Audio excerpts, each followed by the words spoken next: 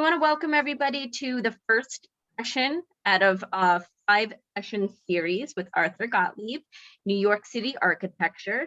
Today's program is Ellis Island. My name is Lauren Obach. I'm the moderator today.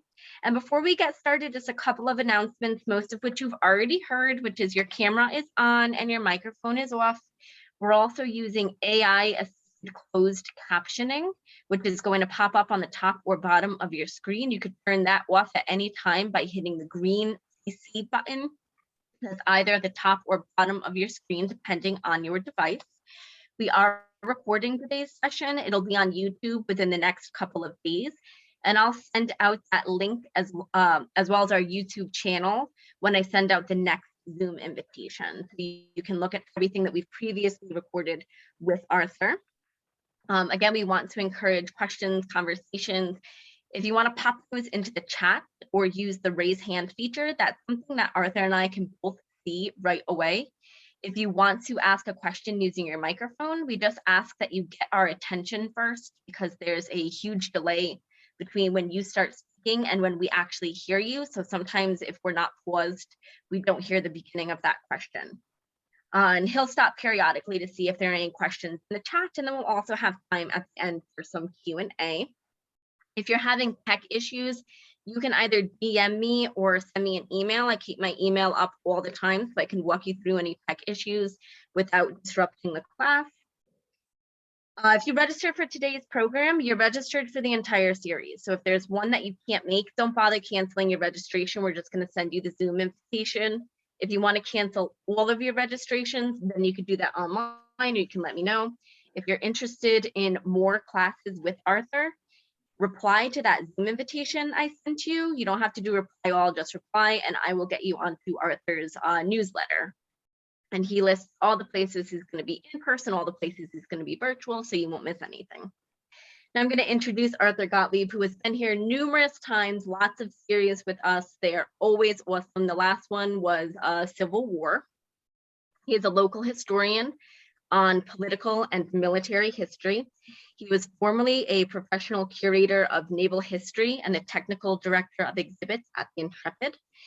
In his previous position and his current position, he does a lot of work with veterans. Most recently, he is a counselor and certified senior advisor who does pro bono counseling with veterans returning from Iraq and Afghanistan. Welcome, Arthur. Glad to have you back. Thank you. Thank you so much. So nice to see everyone here. I understand we have a pretty good group. I hope that we have a lot of New York people here today. And this will be like taking a trip back to New York. And for people who have never been to Ellis Island or been around that area, I hope this will be fun for you too. I'm going to go to my my PowerPoint, which I already have keyed up here. So slideshow beginning. There we go. Can you see that, Lauren? I cannot, no. Okay, let me get into this again.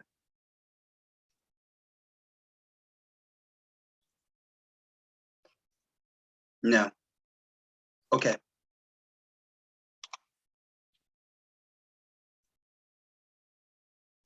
All right, just a moment, please. I'm going to bump you from co-host, and I'm going to remake you a co-host. Sometimes that prompts it.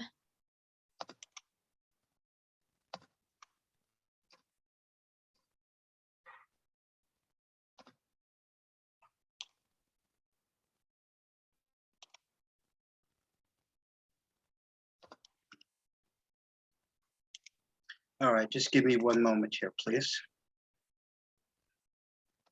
In the meantime, if it's okay, I'll pitch a couple more of the programs. Yeah, go ahead. Coming up. So every Friday, we're showing Oscar-nominated movies. Next one that we have coming up is the newest James Bond movie, but we're doing those every Friday starting at 11 a.m. And I also have an Oscar ballot where you can predict winners and be entered. Whoever gets the most number of winners after they air the Oscars will win a gift card. We're also planning right now for our summer programs. So if you have something that you want to see here at the library, absolutely be sure to send me an email or give me a call. If you see something that looks really interesting, any topic you're worried about, I know Ukraine is the biggest one right now, but absolutely please give me suggestions if there's something that you want to see. And now I will stop talking since the PowerPoint is up, and I'll see you guys later. Thank you for being so good with that. Did you see how we immediately went to a word from our sponsor? So very nicely done. Thank you. Anyway, so how we have a picture for you that is many of these photographs, by the way, are a courtesy of Louis Hine and his students, which was a famous photographer from the early 20th century. And this particular photograph depicts people as they typically appeared in the golden age, if that's what you want to call it, of immigration into the United States and through Ellis Island. Many of the photographs that people like my mother has hanging on her wall, right? For instance, my 94-year-old mother, and that I grew up, in our home had people that actually looked just like this. They were immigrants from Central and Eastern Europe. My mother's family specifically from being from Ukraine and not far from Kiev, as coincidental as that may be. And so people left Europe, as people in my family did, on both sides of my family, and they weren't going back to Europe. It wasn't just a little trip and we're going to come back. They were gone. They took everything they had with them, which wasn't much. They were all living in poverty anyway. And this is a typical shot. You've got a baby, women wearing what I understand are referred to as babushkas. And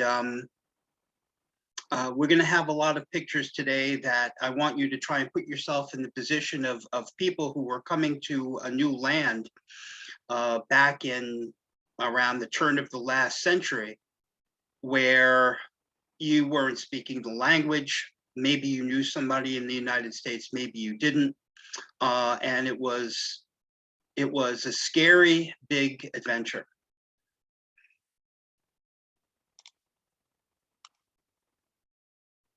Of course, arriving into New York Harbor, people would see the largest statue that they ever saw before. And of course, you and I know what the Statue of Liberty is and what it represents. To most people not from the United States, the Statue of Liberty it must have been a religious statue, because that was the only kind of statues that people saw ever in their lives, wherever they were from. The Statue of Liberty and the actual notion of what liberty is something that drew a lot of people, but it's so elusive in other parts of the world, especially back in those days, the kind of freedoms that American citizens actually enjoy. And there, if you don't know where we are, this is Upper New York Bay, and the island in the center, this square island, a rectangular island, is Ellis Island, okay? Right below where the camera is, in other words, the camera is in a helicopter, right below would be where the Statue of Liberty is, to give you a little bit of an idea of where we are, relatively speaking. We are looking north by northeast, and this landmass right over here where my arrow is, if you can see that, that is the tip of lower Manhattan right there, you see? And you can date these photographs if you know what you're looking at. So this is a modern photograph, so you know that the time period is in between September 11th, 2001, and the time that the Freedom Tower was completed, because there's no building here. You see what I mean? There's no Twin Towers and there's no Freedom Tower. So you can tell that that's when this photograph was taken. I chose this photograph just to bring that up. And the water mass to the left, the river would be the Hudson River, the water mass to the in between Manhattan and this land mass over here, which is Brooklyn, that would be the East River. All right, if you went a little further around this way, you would see the Brooklyn Bridge. This island to the right over here is Governor's Island. And on the other side of that is, of course, Brooklyn. And there's a little waterway in between Governor's Island and Brooklyn.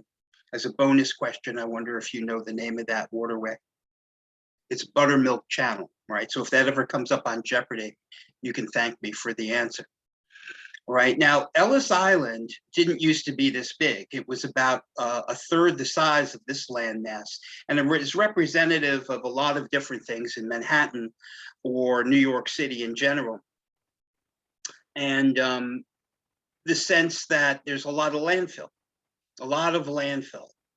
filled out parts of Manhattan Island is not the same shape as it was 200 years ago. And either is any of the land masses around our large cities, specifically Boston. If you were ever to look at an old map of Boston and what it looked like and what it looks like now, you can see that there's a considerable amount of land mass that was added through landfill. I remember my father told me when he was a young boy in the Lower East Side of Manhattan,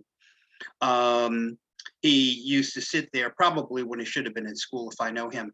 He remembered when they built the FDR Drive or the East River Drive, and it was all landfill, and he used to watch them building that. This island, since you and I have just spent the last 2 years coexisting with something called the pandemic, it actually brings up a good point about if you're going to have an immigration center that is going to bring in a lot of people from other continents where presumably somebody might have some kind of a bug or disease that could become an epidemic. Well, wouldn't it be better if that epidemic was limited to an island, you see? It's another reason why Ellis Island was a good idea. And I remind you that 100 years ago, you had the great influenza, which they didn't have, the kind of technology that we have today to manufacture vaccines and things like that. So an island is a good place for something like mass immigration. Completely self-contained. Its own water supply, its own power supply, its own crematorium, everything. Now, this is looking in the opposite direction. This is looking from the tip of Manhattan, perfectly south, you see? And I want to draw your attention to give you a little idea of where we are here. Can you see the Statue of Liberty here in the upper right hand? Right, so this is Castle Garden in 1888. Now, Castle Garden is built on the foundation that was something called the Battery. The Battery is still Battery Park. Then you might have referred to the old name of the now of a different name tunnel, right? With the Hugh Carey Tunnel, which used to be, when I was a kid, the Brooklyn Battery Tunnel. Right, goes essentially straight from here out past Governor's Island to Brooklyn. So the Battery was a fortress that had a battery of cannons in it, you see. And that was useful back in the days when you had, well, shoot, we used those up until the time of the War of 1812. It really wasn't that long ago. But the foundation of the Battery is still there, the fortress, and it was used for a number of different things, right? And so here is the original immigration station for the city of New York and the United States of America on the East Coast, Castle Garden. I mean, it's just a small thing. Is hopelessly became overrun with volume of people coming to the United States during the great time of immigration, particularly after the American Civil War. And my father's father, David Louis Gottlieb, which is a German name, by the way, Gottlieb, and came through Castle Garden. The other three, my other three grandparents came through Ellis Island.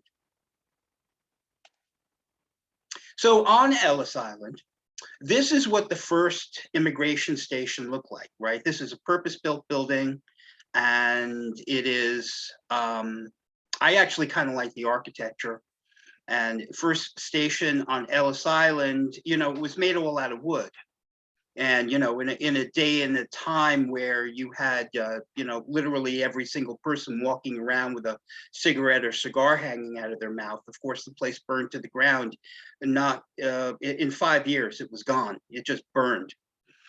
So the building that replaced it was absolutely 100% fireproof. And so this was gone by 1897, built in 1892. And there is the building that stands now. And it's, you know, it's virtually indestructible. It's concrete, bricks, plaster, and steel. That's it. And it's still there today. And that is the building. Perhaps you've been there. It's part of the Statue of Liberty Ellis Island National Park. And you can take a boat or a ferry, if that's what you want to call it, out from Lower Manhattan out to Liberty Island, where the Statue of Liberty is. And then if you want to, you can take a second boat to Ellis Island. So I've got some great old photographs for you here. And so this is in 1920 on a steamer coming to the United States. And it is a very typical shot. Now, one of the things we need to recognize is the fact that in Europe, particularly, there was a class system, right? So the people who had no money, you know, you were from something called the peasant class. It's not really a term we use so much, or if at all, in the United States, the peasant class. And then you had people who were really wealthy on the other end of the spectrum, and they were insulated on ships because they had their own place in first class. And then, of course, the steerage passengers, which were the third class people, that would be the average immigrants. The majority of money that was made by shipping lines, even in the big shipping lines like the Cunard line, and even if you look at the story, perhaps you've seen the movies about the Titanic, even the last movie with that made by James Cameron, and what was it, 1997, 1998, with Kate Winslet and Leonardo DiCaprio. I mean, that movie showed to good effect the fact that the third class passengers or the steerage class passengers were really you know, not even considered people like the first class people. And but here's a bunch of people, and this is what they look like when you were emigrating. Notice that these are all women. 1920. You see, and this is a very representative photograph. This is on a steamship called the Penland, right, a little bit earlier in 1890. And take a look where they are. If you, I don't know what you know about ships or not. I used to work on ships all the time. So let me explain. They're laying on top of a cargo hatch on a part of the ship's deck that was the cargo deck. So the typical immigrant coming over to the United States who was in third class, the only place on deck you could go was where you were not going to be an eyesore to the first class people, and that was on the cargo deck. And that's what they're doing there, and they're laying there on the cargo deck, and this fellow in the front is reading a book. But one thing to consider sociologically is that during these days, you know, a lot of people actually were functionally illiterate. You know, maybe you could speak the language, maybe you could speak 2 languages, but it doesn't mean you're pulling out a magazine and going to start reading it. All right. And I also want to remind you that there must have been a tremendous amount of boredom, plenty of time for people to think about, the hopes and dreams, or probably more like the anxieties of what was going to lay ahead here. You had a long trip across the Atlantic Ocean. I'm sure there was a lot of seasickness. Many people had never been on a ship before, let alone never seen the ocean before. Okay. And this fellow in the front over here, he is reading, I guess he's reading. And, for instance, my grandfather, the one I was telling you about who came through Castle Garden, my grandfather, Grandpa Louis, we called him. And he functionally spoke 4 languages, but he was illiterate, right? He could not read or write. Very typical of the day. So here's another snapshot of a Scandinavian family, and they're down in steerage, right? Now, steerage, by the way, it implies that you're down sort of like in the guts of the ship under the waterline, where there's a lot of machinery. Like I said to you before, if you've never been on a ship, down in the berthing quarters or the machinery spaces or wherever you happen to be working under the waterline, there's a lot of pipes and it's very hot and there's a lot of noise. You're closer to the engines, and when the steering would be turned up on the helm of the ship, it would operate a series of electrical motors that would then drive these pulleys.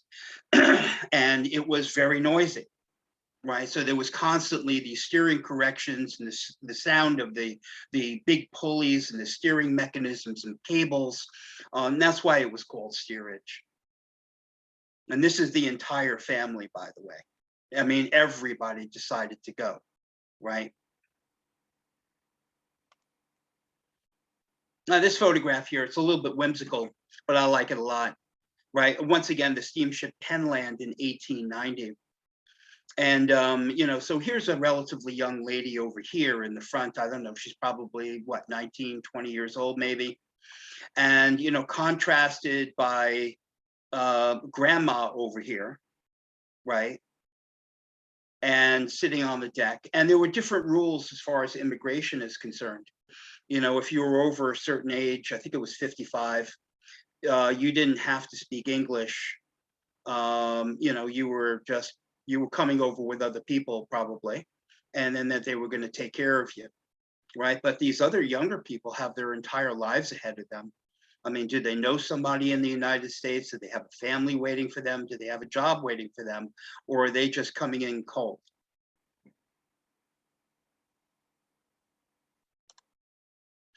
There's a better shot of what the cargo hatch looks like on the deck of a ship, the average ship, the steamer, right? And, so you can see that there's like zero privacy. I wonder what if you could try and figure out what the sounds and even the odors would be in a situation like this.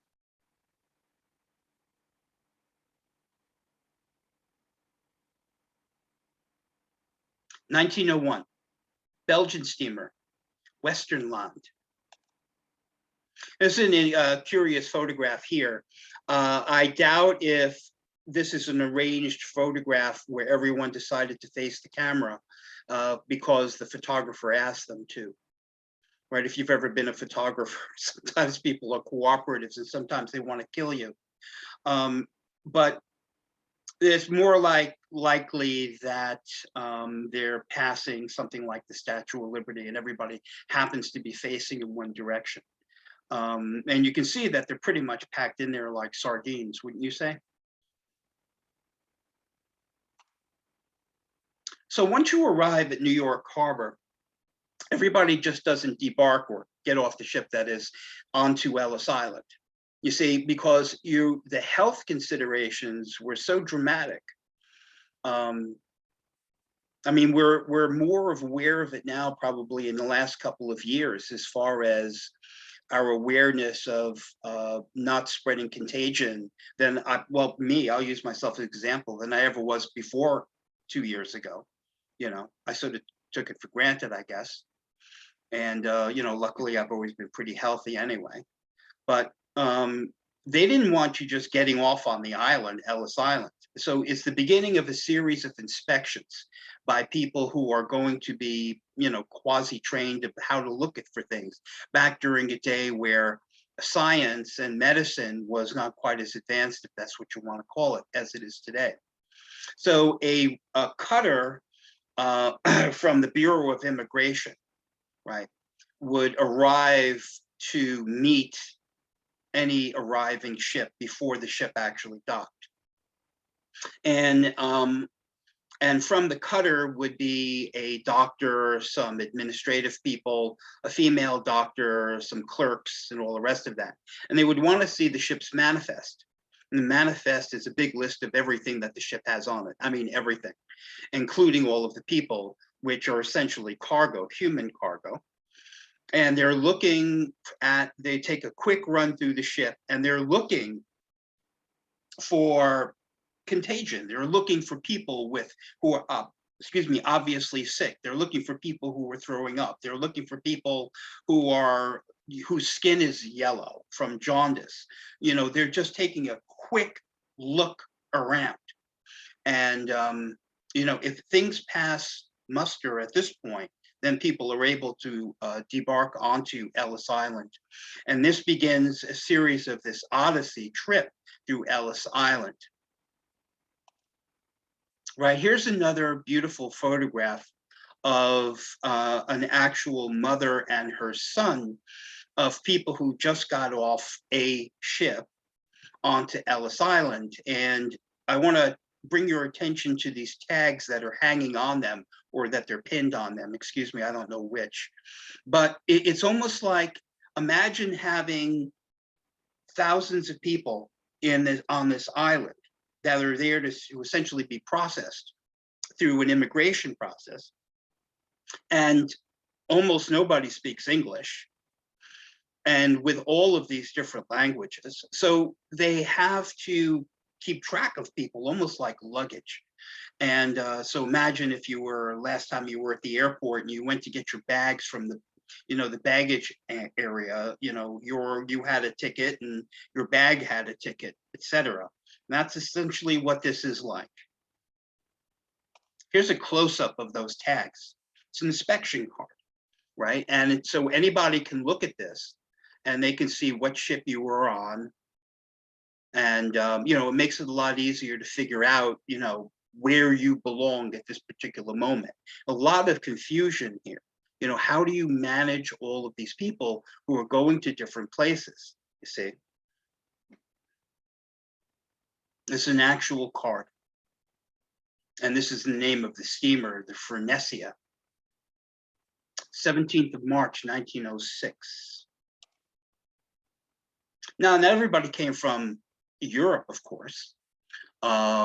Typically in the eastern part of the United States, most of the immigrants were from points east in Europe, but not exclusively. Here's some people from the Caribbean, from the island of Guadeloupe, where, if you don't know where that is, it's next to Martinique. It's a French-speaking colony.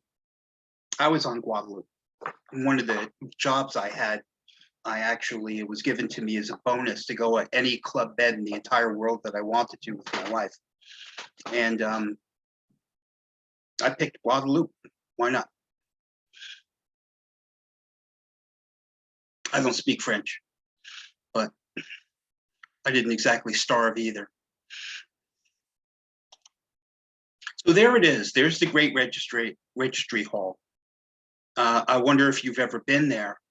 And it is the same exact space as it was in the original hall, but they had different configurations of how you move people, right? If you've ever been to a farm, and I hope this isn't the case, but if you've ever been to a cattle processing plant, you know that they take these animals and they just sort of like run them through these directional cages. Right, so they just go where they need to go until they get zapped, and there's no way to look at this without it seeming a little bit inhumane, Yet I find myself having sympathy for, I don't know, the American authorities trying to figure out how to manage all of these people at the same time. They had all of this cage system. And fortunately, this was done away with soon enough. But here in 1903, I wonder if you can see my photograph. They're not very clear, but they're the best ones I can get. And you can see these series of essentially these directional channels where people are forced into these different, like a maze almost. See? Right, so by today's standards, of course, we would say that this is, abusive and inhumane.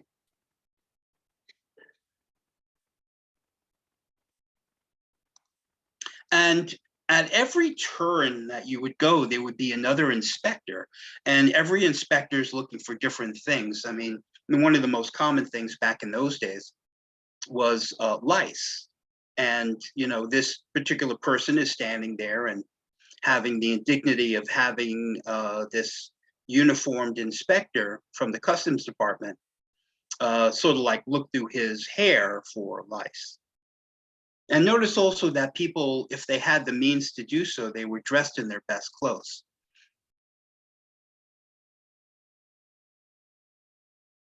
Right, so by 1911, you can see that the cages have been replaced with these long benches, like these big, I guess they were probably oaken benches, like almost like a waiting room at a train station, a large train station. And, that took away the kind of like the stigma of that you were, the inhumanity of it. It made it a little more humane. People waited until they can go up into this long desk at the head of the hall, which was the registration desk, which was the most important part of this whole aspect, I guess. You see a lot of waiting here, right? Especially if you came with your whole family and everybody had to be inspected, then if somebody got hung up in that inspection, the whole family had to wait.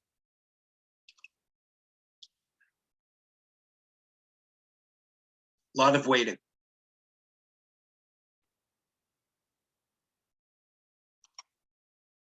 And there it is. There's the great registration desk. Now, this is a pretty big deal over here because if you have a family that is like my wife's family, for instance, right?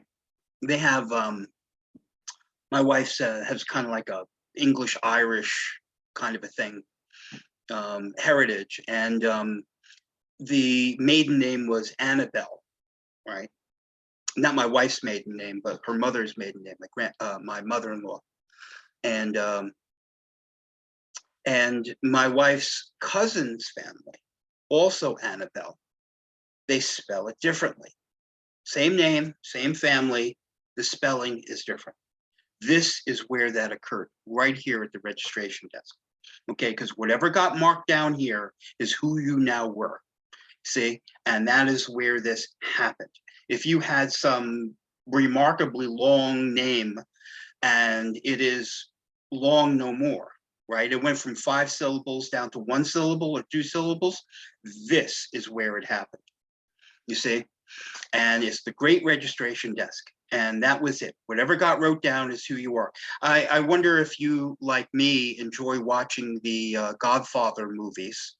And a few months back, they were on Turner Classic Movies, like either Godfather 1, 2, or 3 was on like at any given time, right?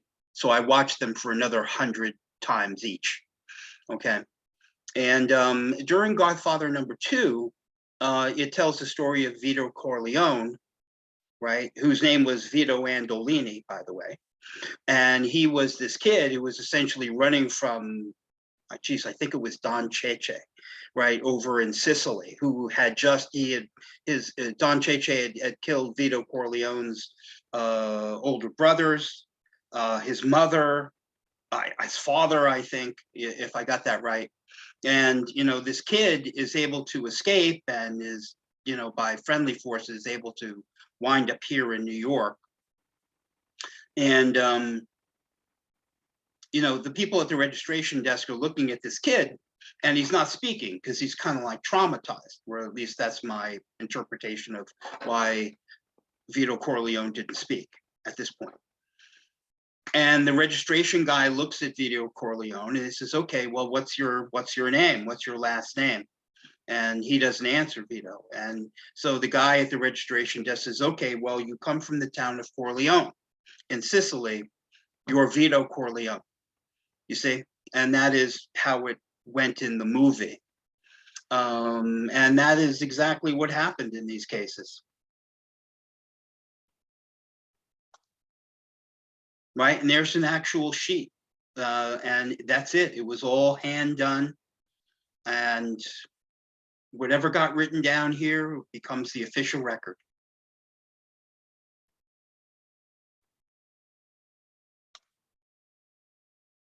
Here's just another shot, and this is from 1910.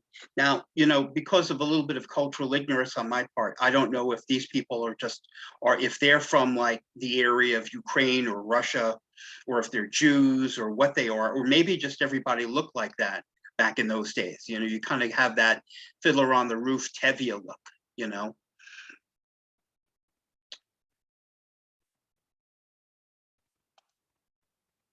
Now, here's another reason I wanted to show you.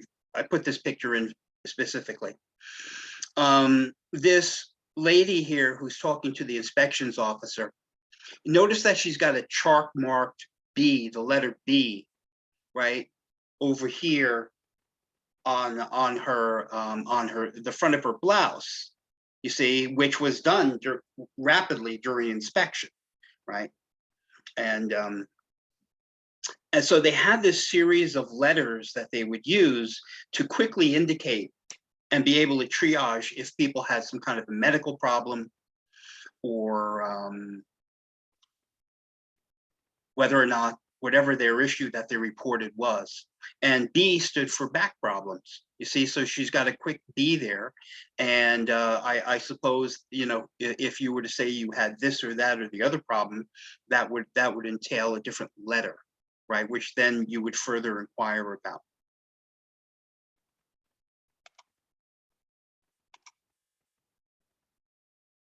Now, I don't know for a fact, but I imagine that these are three brothers, right? And this fellow over here is doing the proverbial thing with the flashlight and the tongue depressor and telling you to go off, right?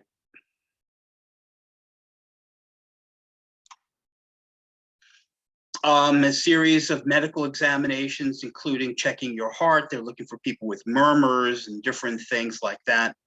I don't know if you can see it on your screen. You may notice here that the eye chart up here towards your upper left is in Hebrew, which makes perfect sense, right? And of course, with this kind of inspection, you have to have another room with female doctors doing the examinations on women. You know, maybe you're pregnant, maybe this, that, or the other thing, right? Female doctor examines immigrant women, 1914.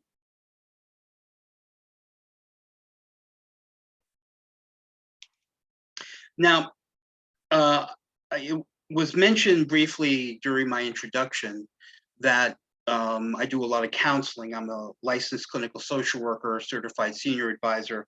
I have my own counseling practice where I do all kinds of family counseling, individual counseling, psychotherapy. So this business of mental health issues or psychology is a particular interest to me.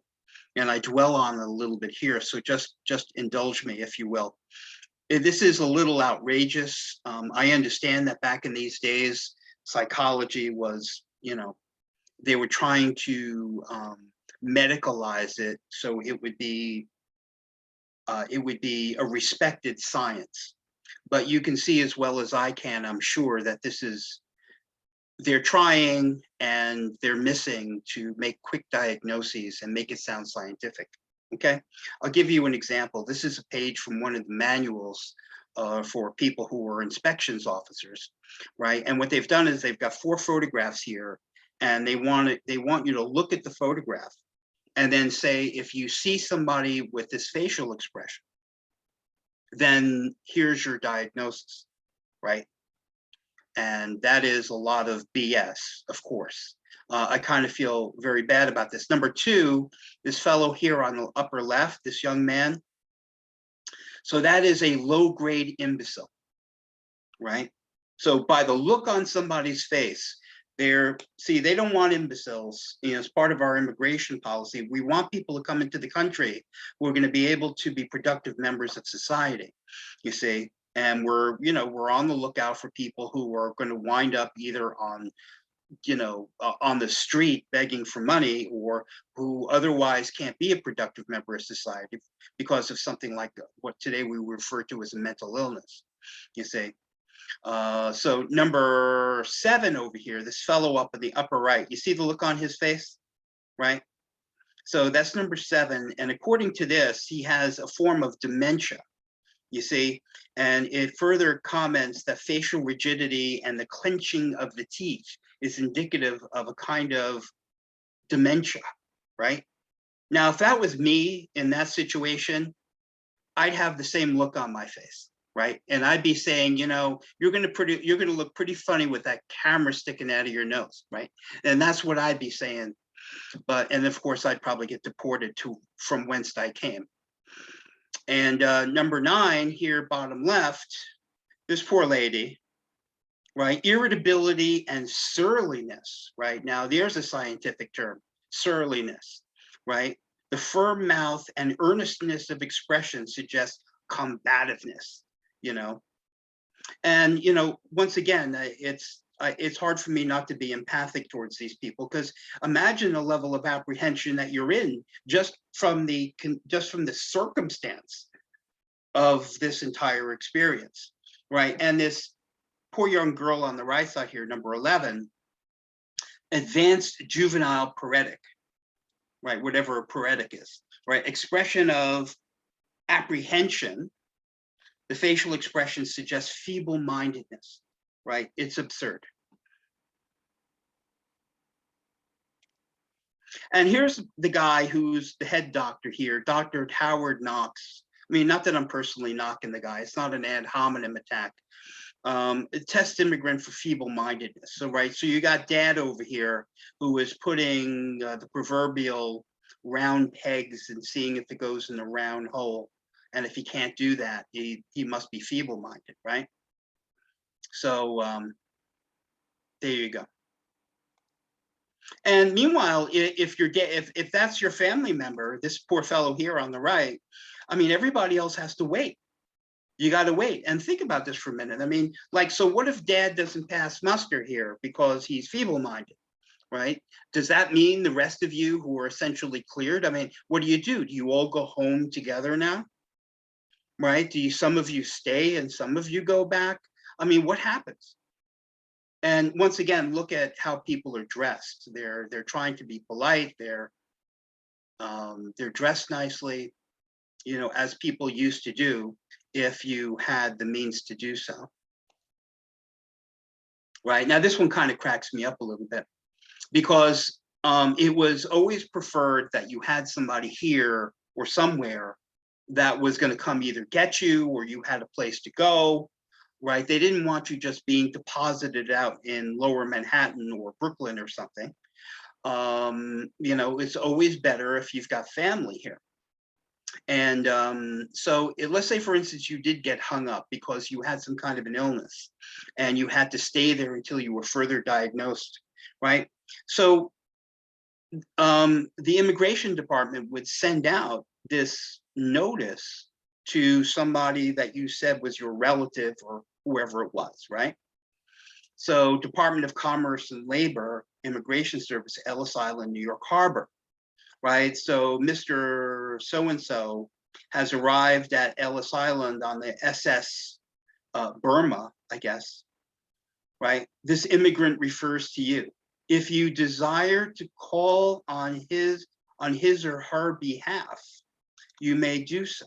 Right, so they're telling you, come pick up your cousin or whoever it is. And then this cracks me up about the way it's worded, right? Only because I'm kind of like cynical and sarcastic, and I get a funny sense of humor. Like, can you imagine the people getting this card and you're sitting at the kitchen table saying, I don't know, should we pick them up? Or just leave them there, you know? It kind of gives you the choice. If you come to Ellis Island, bring this card with you. So you can see here in the top portion of this photograph, right, you can see that here's the original Ellis Island that's been tuned up a bit, with these other wharves and piers and bulkheads, right? And then this really wasn't big enough, because what happened was that the United States really didn't want to deport people who just had some kind of an illness, that was treatable illness, right? So what they did was they added these 2 finger piers to the island with all of these administrative buildings, which were really medical wards for different diseases, right? So they started off as these 2 finger piers, and then they wound up with, and they still had this kind of swampy water in between. I don't know what they were thinking here, but of course, eventually this got filled in with further landfill, and then it became that one solid island that I showed you earlier. All of these buildings still exist on Ellis Island, right? Here's what the swampy part looks like, right? And here's what they're treating in these wards, these contagion wards, right? This is circa 1920, measles, scarlet fever, whooping cough, favus, diphtheria, trachoma, and tuberculosis.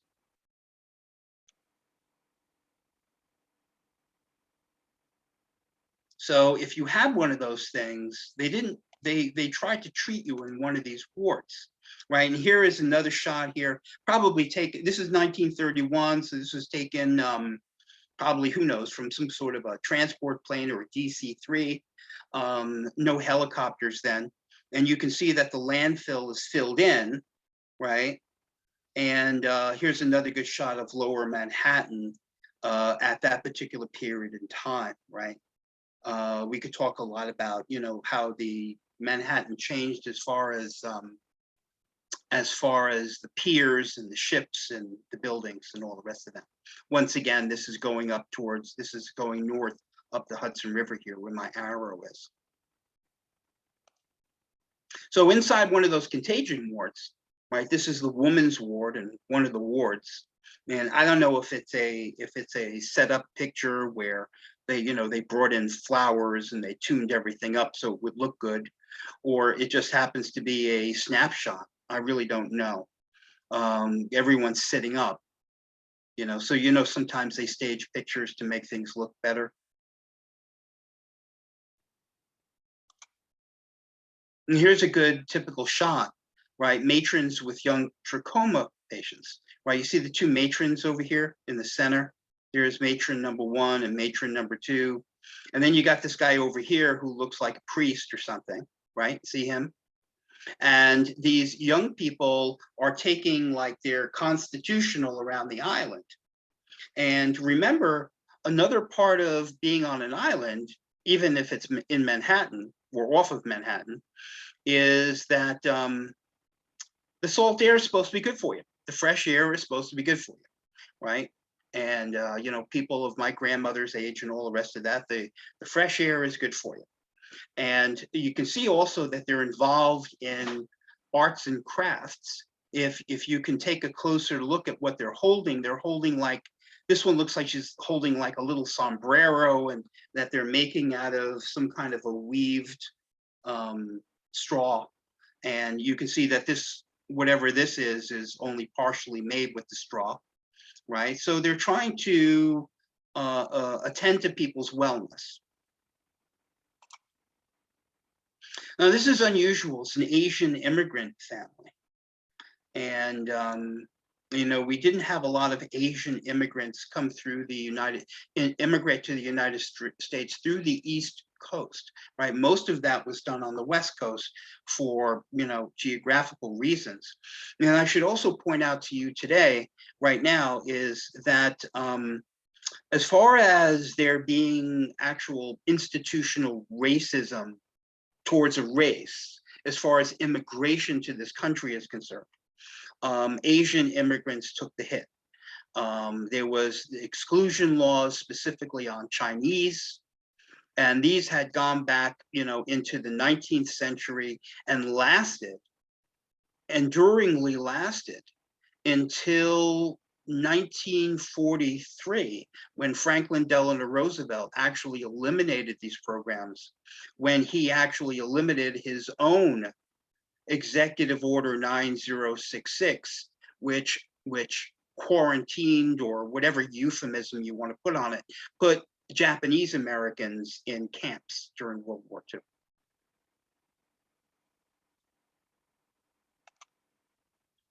And, if your mother's got trachoma and she's healing in one of those hospital rooms, then they started a school and your children are learning things that children learn in elementary school.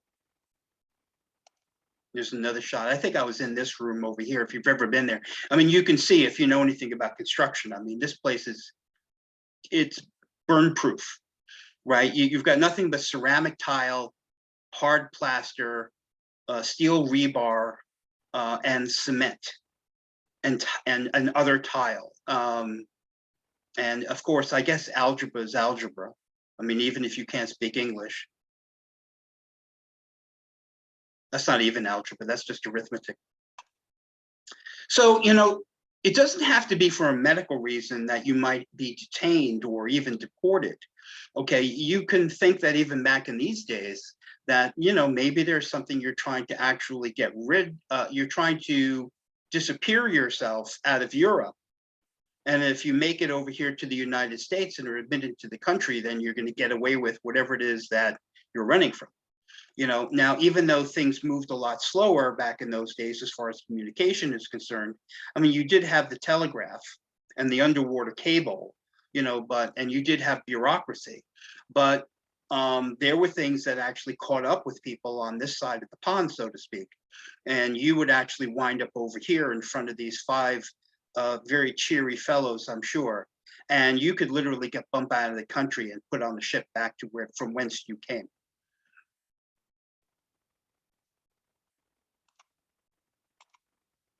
Now, this is fascinating. I want to go through this with you because it's a real snapshot in time. So this is the immigration, I don't want to call it the policy.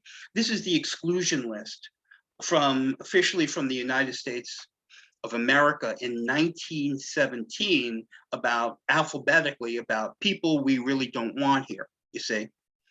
And I want to point out something to you. In 1917, if you know your world history, 1917 is the year that the United States starts, we involve ourselves in World War I, right? 1917 to 1918.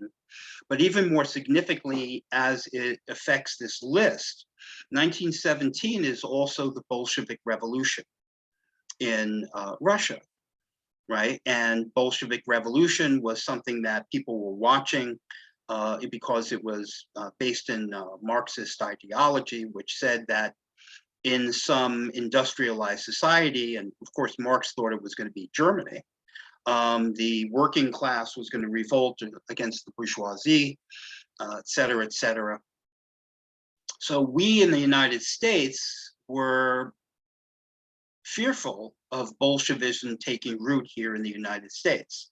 And you can see that reflected in some of the exclusionary categories here about that we don't want people coming in here and essentially flipping our country into a Bolshevik state, like happened in Russia. Russia was an unlikely case because it was an agricultural society. So as far as what Marx predicted, it didn't really fit, but the United States would have been a good fit. So here's the alphabetical list of people we don't want in the United States, right? Number one, anarchists, okay? Number two, anyone who has had one or more attacks of insanity. Okay, well, I guess that counts me out.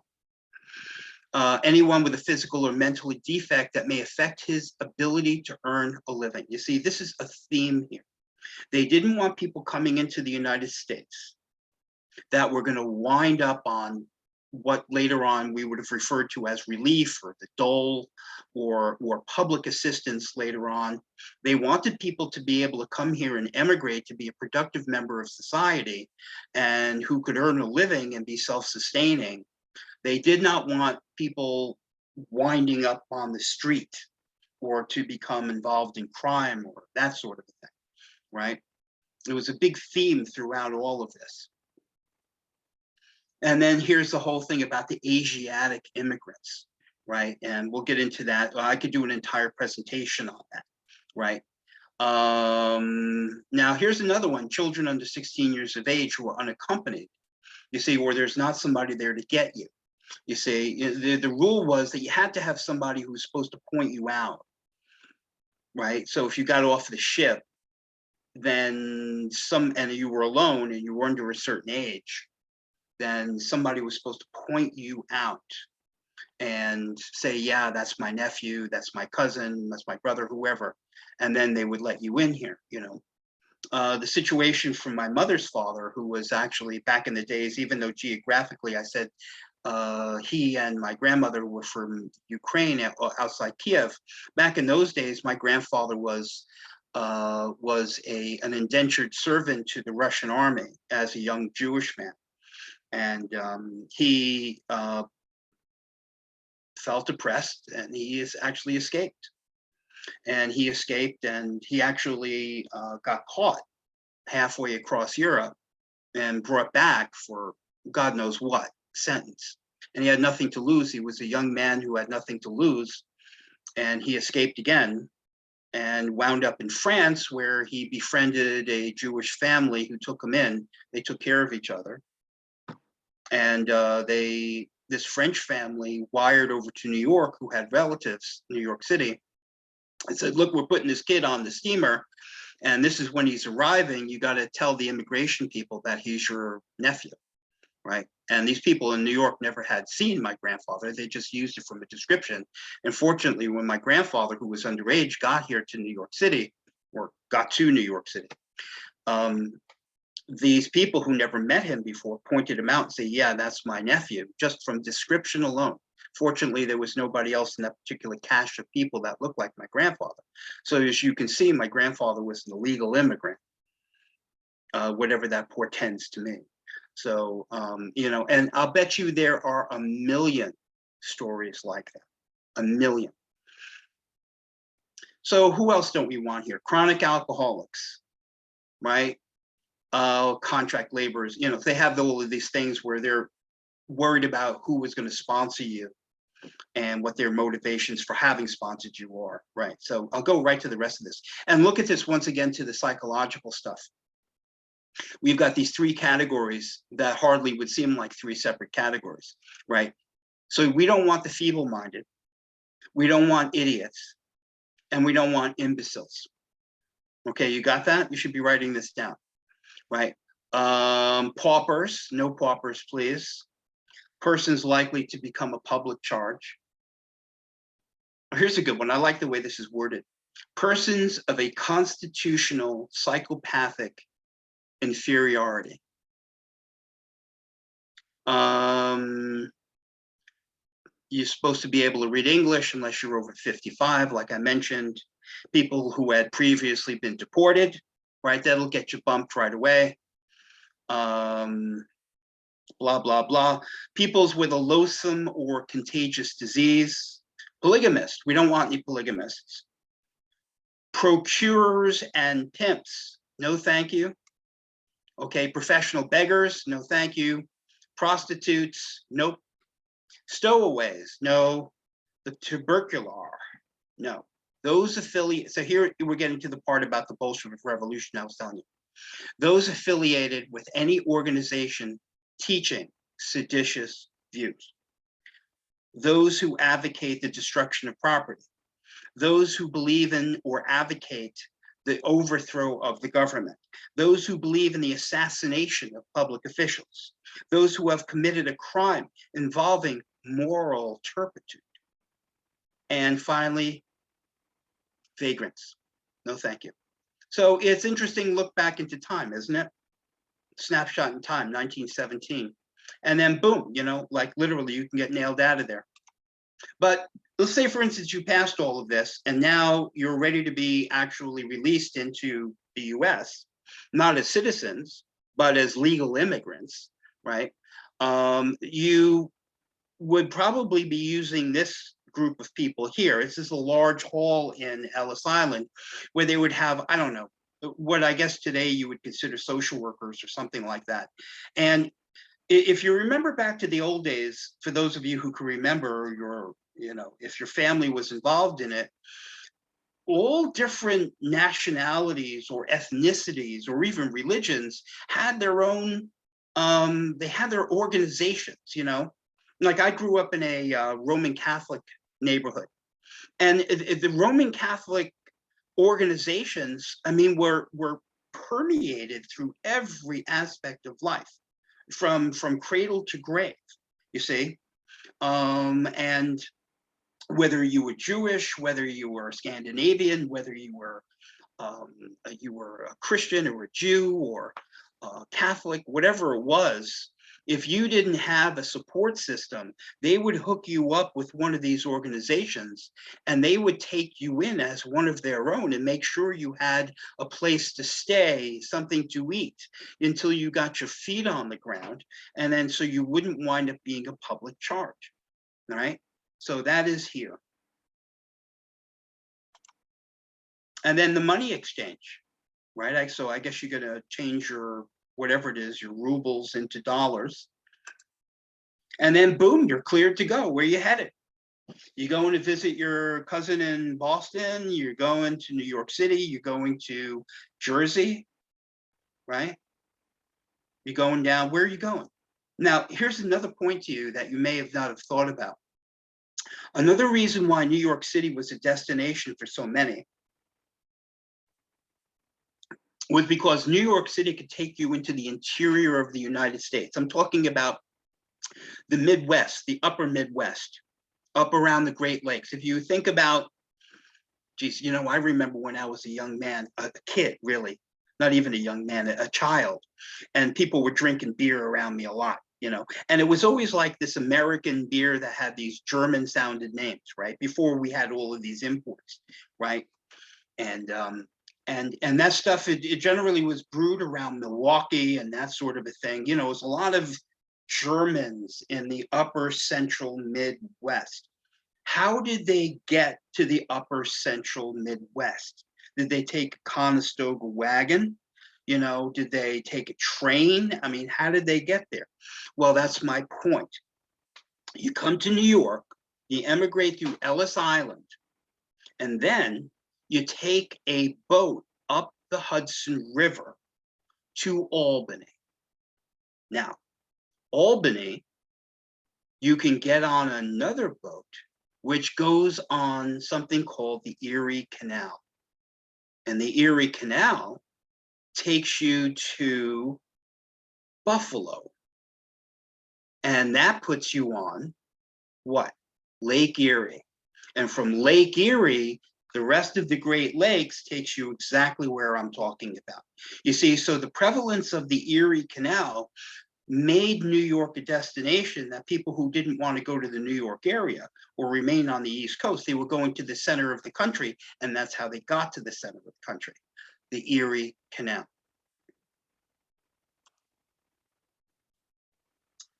So ethnically anyway, in New York City, I don't know if you've ever, hung around these places. I certainly did.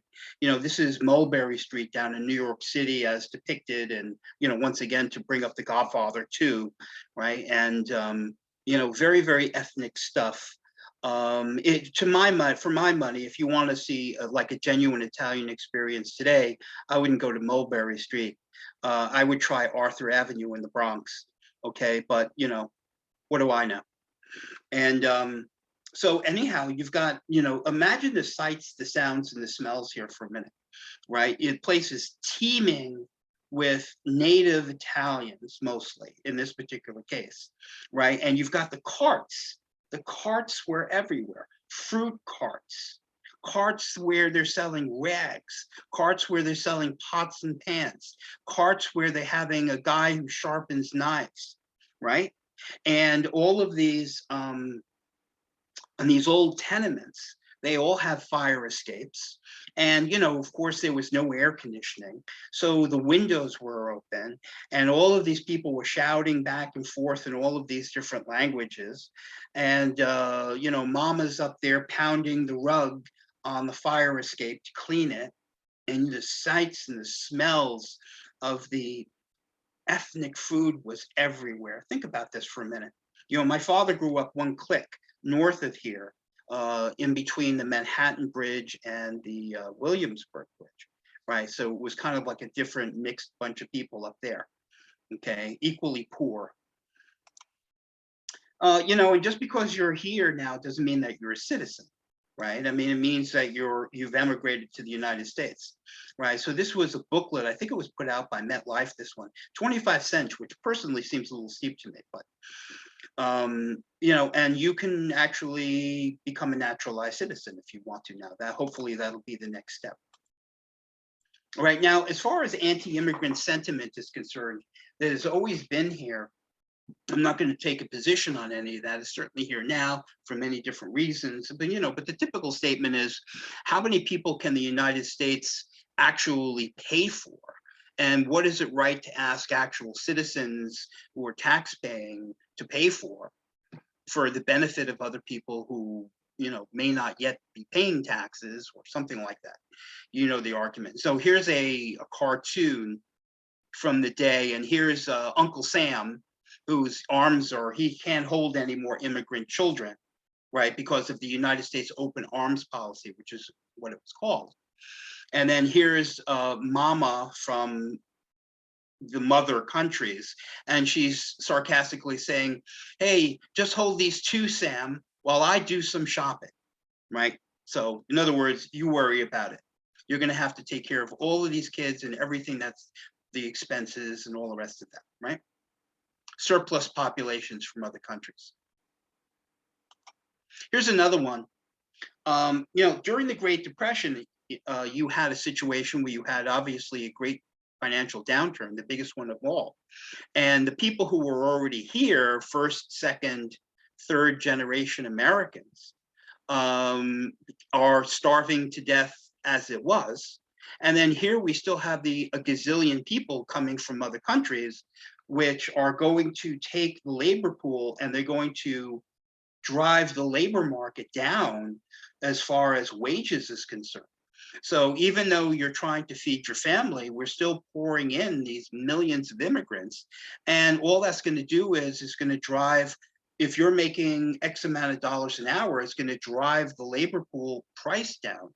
And it's making it worse for everybody. So there was always this tremendous resentment.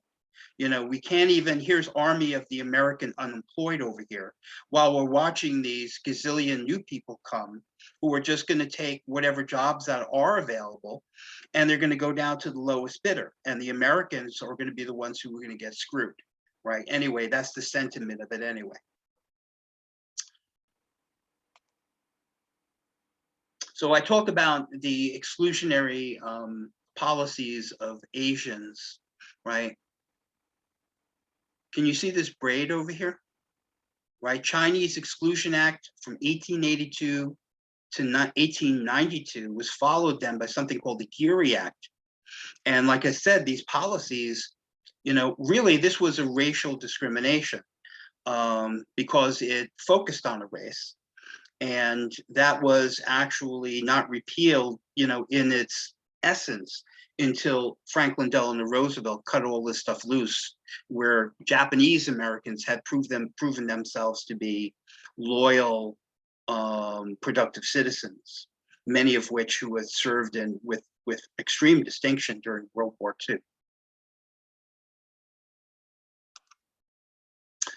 This is just the list of people who are the type of immigrants that were coming through Ellis Island during the great heyday of immigration, right? Africans, Armenians, Bohemians, and Moravians, Bulgarians, Serbians, Montenegrins, Chinese, Croatians, Slovenians, Cubans, Dalmatians, Bosnians, Dutch and Flemish, East Indians, English, Finnish and Estonians, French, Germans, Greek, Hebrew, Irish.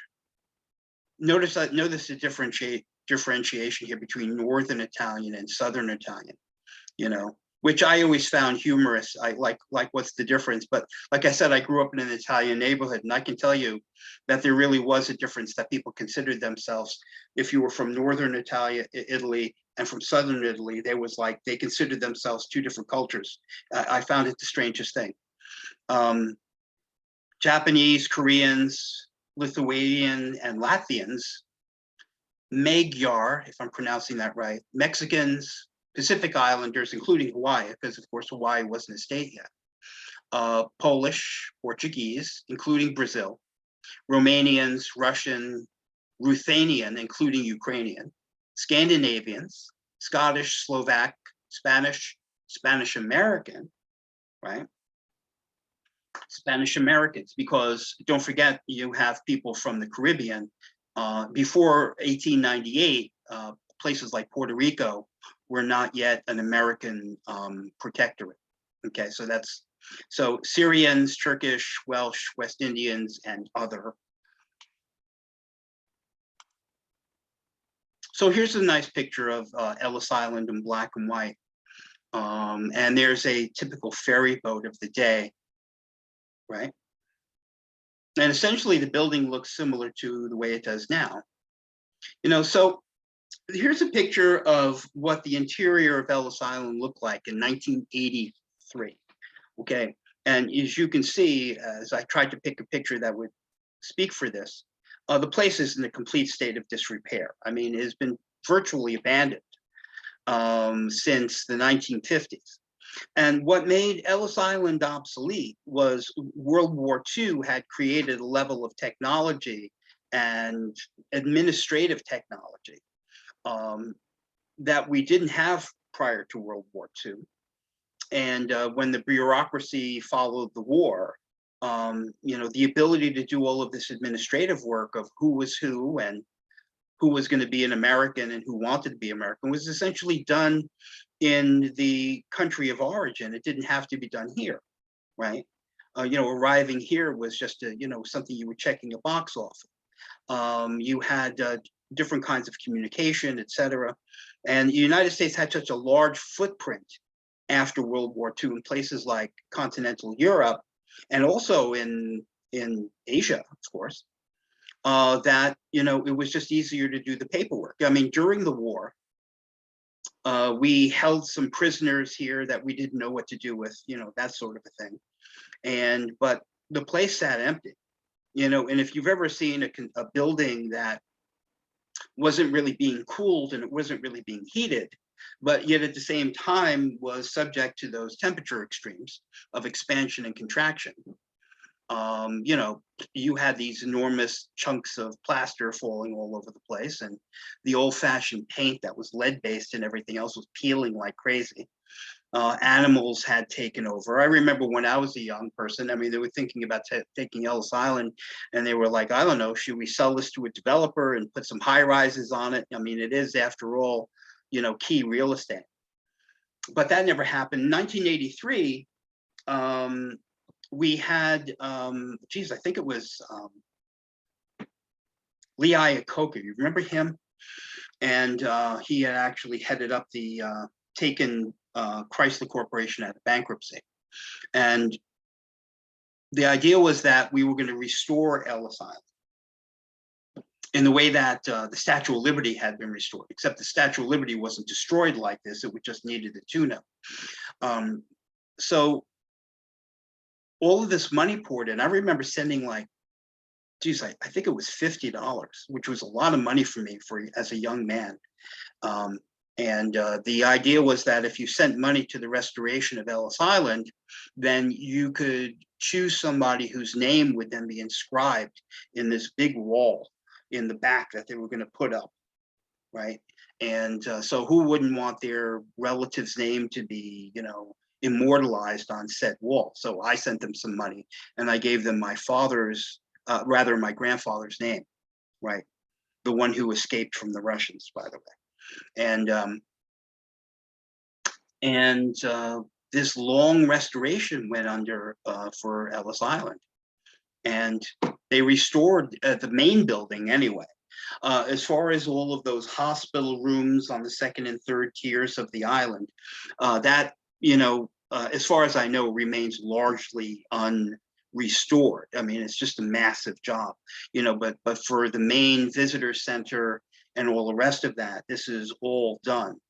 And it's completely restored. It's a tremendous amount of work. I mean, you think about the kind of asbestos abatement you would have to do here with lead paint abatement and all of the repair that would have to be done here for the structural problems and all the rest of that, the electricity.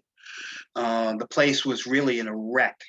So, but now like I said, if you go out to the Statue of Liberty, and you can actually take in the same trip, you can actually go over to Ellis Island, which is really the Immigration Museum of the United States of America. Okay, as the official immigration museum.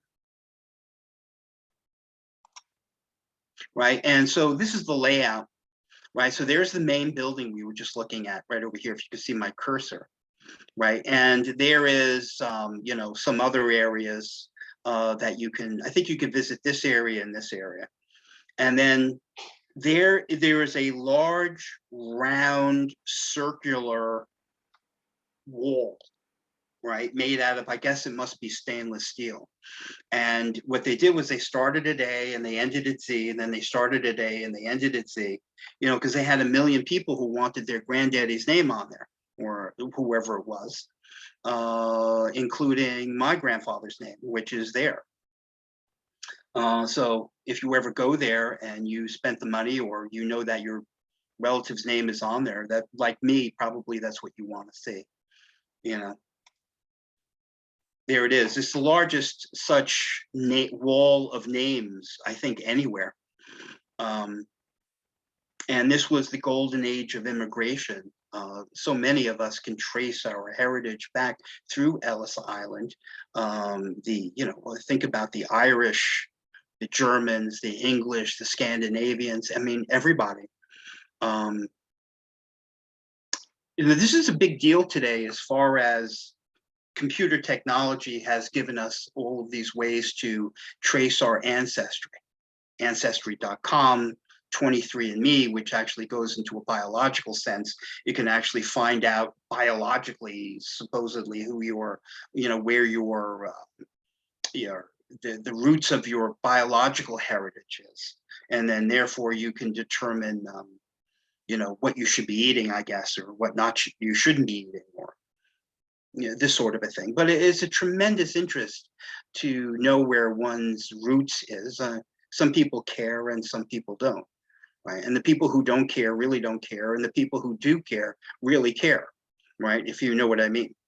And some people, they grew up in their family of origin, and that was enough history, And other people, they have a hunger for it, to be connected to these other places from whence one came. This is my last slide for you. All right, so I can get out of this if you want to, and if anybody's got any questions for me, we can discuss it here. And so I'm going to get out of this program right now, and we'll see if we've got any questions, any discussion. So far, there are no questions that are in the chat. What I'm going to do is leave it open for a couple minutes. And if you want to ask a question on camera, you could use the raise hand feature, or you can just get our attention. And if you feel more comfortable, I can also stop the recording. We can do it that way too. Does anybody have any questions, comments, stories? I would love to hear stories about Ellis Island from somebody. Yeah, I gave you my little story. So my last name, my maiden name is Bala, but we just found out in Ellis Island it was actually Balabas. That's exactly what I was talking about. That's exactly what I was talking about. Yeah. Right. Yeah, it's true. And this is kind of like nobody has any questions right now, but so I always make a joke at this point, and I say, well, either I was so thorough that nobody has any questions, or I so thoroughly put people to sleep that that they're just snoozing right now. So this is, we're in an age today of, like I said, the world is such a small place because of the computer. Where, somebody like me, when I was a child and I was looking at those photographs that my mother had hanging up on the wall of all of these, ancient looking people that look like the people that I started off our presentation with, the ones with the babushkas and all the rest of that. If you're, if you're under 30 years old, I mean, you have had access to the internet, etc. I mean, since you didn't know a time where you didn't have immediate access to the internet. So the world becomes a very small, it becomes a very international place by the nature of it, right? Because, you can instantaneously gather information from worldwide sites and communicate with worldwide sites. As a person who's older, I remember thinking about places that were, places from my heritage, whether it was Germany or Ukraine, and thinking that that was like, like a different world away, you see, and I had to go to the, the World Book Encyclopedia and, flip through, to find out where Ukraine was, and that sort of a thing. So, but with the advent of technology, etc., the world literally we've become more international by nature, right? Because we have the world at our fingertips in a way that we've never had before the World Wide Web, So is there anyone who's itching to find out what their ancestry is or learn more about it? You used to actually have to write a letter to the National Immigration Service. Right now, it's all online, right? All that information, that page I showed you that was on the registration desk, I don't know if they charge you for it or what the story is, but you can have access to all of that stuff. And if you think about the number of television commercials there are on television, where thinking about one that I see all the time, or at least on the television stations that my wife watches, where people are walking through this big hall and they have these huge blow-ups of, what grandpa looked like or what his signature looked like, and it's very, very important to know what our heritage is, and what it meant to be an immigrant from this culture or that culture, etc. So, like I said, there are people who care about that stuff and there are people who just don't. Our story today, I just love it because it tells so much of the story about America. Primarily, I guess, Eurocentric ancestry, right?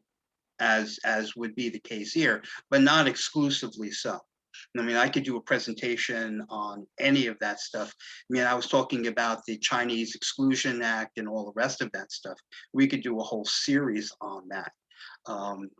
It is very interesting to understand our heritage, and try and put ourselves back in the time and place where people made decisions and the reason why they made them. Our next program, next time around, so that's going to be on March 16th, is going to be on New York City subways. And I'm going to talk about the infrastructure of this system and how it actually started off as several separate systems. And I'll have a treat for you also. I have a photo collage of the tile work that was the hallmark of many of the original subway stations, which is kind of like a real architectural heritage factor for these subway stations, if you like that sort of a thing. And I hope you do, because this is an architecture series.